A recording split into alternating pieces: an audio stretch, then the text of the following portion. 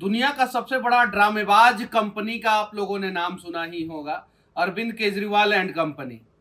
Saurabh Bharadwaj press conference करते हैं और कहते हैं स्वाति मालीवाल के साथ जो हुआ, जिस रूम में हुआ, वहां पे कोई सीसीटीवी कैमरा नहीं था। कमाल की बात यह है कि वो कहते हैं कि जब एंट्रेंस पे आप आते हैं तो सीसीटीवी कैमरा है, और उसी वीडियो में आगे सौरभ भारद्वाज ये भी कहते हैं कि अरविंद केजरीवाल जी के ड्राइंग रूम में और बेडरूम में सीसीटीवी कैमरा है।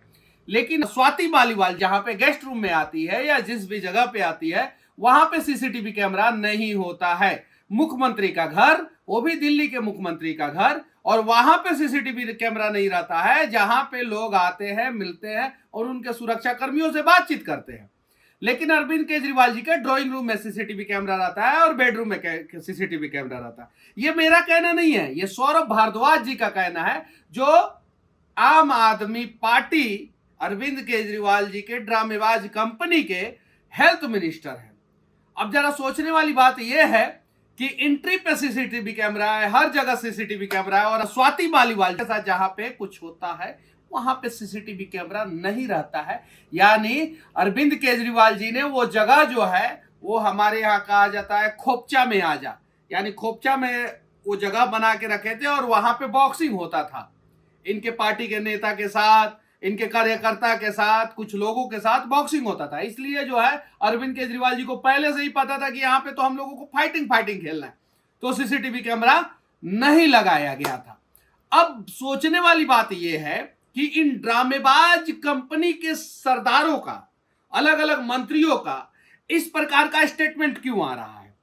सौरभ भारद्वाज पढ़े लिखे नेता हैं और वो अगर कुछ बोल रहे हैं तो बड़ा सोच समझ के बोल रहे हैं। अरविंद केजरीवाल जब जेल गए थे तो आतिशी और सौरभ भारद्वाज का नाम लिए थे। अरविंद केजरीवाल जब जेल गए थे तो राघव चड्ढा भाग के जो है वो लंदन पहुंच गए थे अपने आंख का इलाज कराने।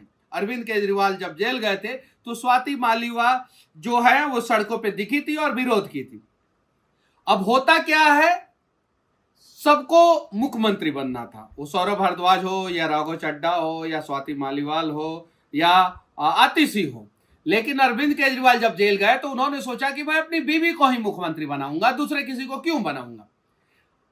स्वाति मालीवाल जो है इस बात से नाराज थी, और इस बात से नाराज थी इसलिए वो सीएम से मिलना चाहती थी, और सीएम से चूंकि मिलके वो अपनी नाराजगी जाहिर करना चाहते थे, इसलिए उनका पर्सनल जो सेक्रेटरी हैं, प्राइवेट हैं कि सरकारी हैं पता नहीं, वैभव नाम है शायद से, वो उनको रोकते हैं। और वो केजरीवाल जी के इशारों पे काम करते हुए, केजरीवाल जी पहले ही बताए रहते हैं उनको कि अगर ये आएगी, जबरदस्ती करेगी तो आप लोग मारपीट कीजिएगा।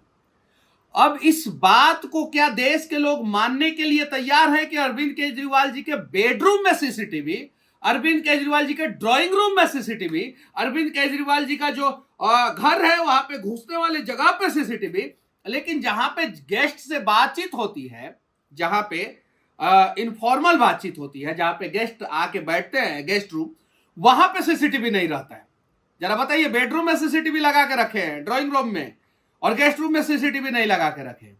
ये कहीं नहीं तो कहीं अरविंद केजरीवाल जी के ड्रामेबाज कंपनी के कैरेक्टर सर्टिफिकेट का पर्दाफाश कर रहा है। और बाकी तो सौरभ भारद्वाज जी ने सच्चाई बताई दी। आतिशी आके प्रेस कॉन्फ्रेंस करती है और स्वाति मालीवाल जी को कहती है कि ये भाजपा से मिली हुई है। आतिशी आप भी आओ, आप भी मिल जाओ ना, कल को अरविंद केजरीवाल आप पे भी आरोप लगाएंगे कि आप भी जो है मिली हुई हैं, तो फिर उस दिन क्या होगा। संजय सिंह जी प्रेस कॉन्फ्रेंस करते हैं, आम आदमी पार्टी के कद्दावर नेता हैं, बड़े नेता हैं, वो प्रेस कॉन्फ्रेंस करते हैं और स्वाति मालीवाल जी के समर्थन में प्रेस कॉन्फ्रेंस करते हैं, और अगले दिन जो है वो अरविंद केजरीवाल और उनके पीएस के साथ जो है लखनऊ में दिखते हैं। कमाल की बात यह है कि ये दोहरा चरित्र और ड्रामेबाज कंपनी आम आदमी पार्टी की सारी सच्चाई जो है धीरे धीरे सब लोगों के सामने आ चुकी है। ये अरविंद केजरीवाल जो अपने आप को यूनिवर्सल सीएम कहते थे, उन्होंने दिल्ली के लिए एक भी काम नहीं किया। दिल्ली में आज सबसे ज्यादा ट्रैफिक जाम की समस्या है। क्या ट्रैफिक जाम की समस्या का समाधान नरेंद्र मोदी जी करेंगे कि दिल्ली का सीएम करेगा? जमुना के लिए ये कसम खाते थे कि जमुना को साफ करेंगे, और जमुना की स्थिति देखिए, ट्रैफिक जाम पे ये कसम खाते थे कि ट्रैफिक जाम को हम दुरुस्त करेंगे। ट्रैफिक जाम की स्थिति देखिए, यानी दिल्ली के मुख्यमंत्री के अंडर जो काम आता है वो काम तो केजरीवाल जी करते नहीं है, उल्टा शराब का नियम लगाते हैं और एक पे एक फ्री शराब बांटते हैं और स्वाति मालीवाल जी जैसे लोगों के ऊपर जो है हाथ छुड़वाते हैं, बदतमीजी करवाते हैं, मारपीट करवाते हैं। और इन सब के बीच में सिर्फ और सिर्फ ड्रामा इनकी कंपनी करती है।